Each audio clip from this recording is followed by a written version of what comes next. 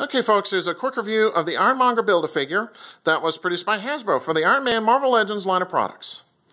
This figure is the culmination of all of the parts that are included with the Iron Man Marvel Legends series of figures, all of which I've previously reviewed.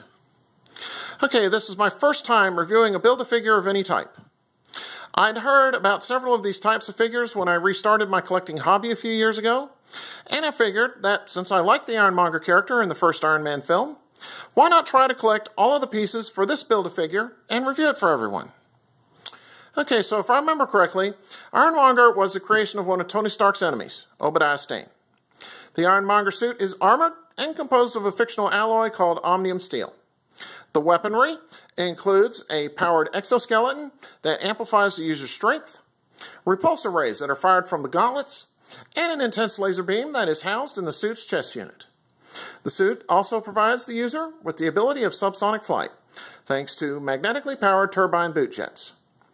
The repulsor rays are more powerful, and the suit itself is bigger than the armor that Tony Stark utilizes as Iron Man. Alright, the articulation joints on this figure moved pretty well for the most part. I had no problem in moving the head, hips, and ankles. I did have some problems moving the elbows, knees, and wrists. The head does move down quite a bit, but unfortunately, it can't look up very well. And the shoulder pads do not seem to hinder the shoulder articulation on this figure whatsoever. And I thought that was a nice thing to find out. Also of note, the cables on the arms appear to be sturdily constructed as well. Paint apps on the figure were nicely done. I found one chip in the right wrist, but that was it. So let me pause here, zoom in, and I'll give you a closer look as to what the Iron Monger looks like.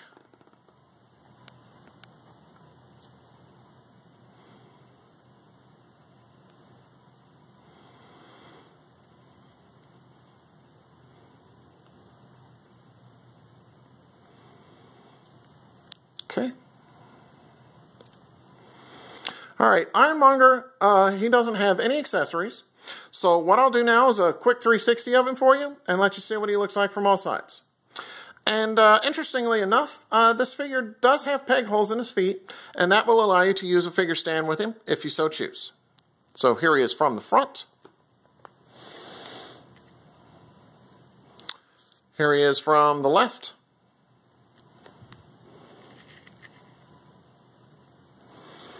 Here he is from the rear.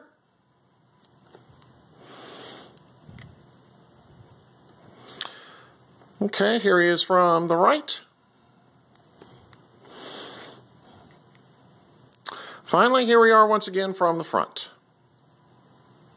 So overall, this is an interesting figure, and I like it.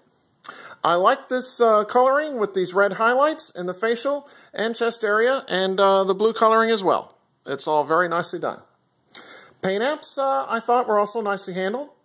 I did run into a few problems with the articulation joints on this figure, but I'm confident that they'll free up with repeated movements eventually. And on a personal note, I had fun collecting the various figures and the Build-A-Figure pieces from the Marvel Legends Iron Man series, and being able to build my first Build-A-Figure for my collection.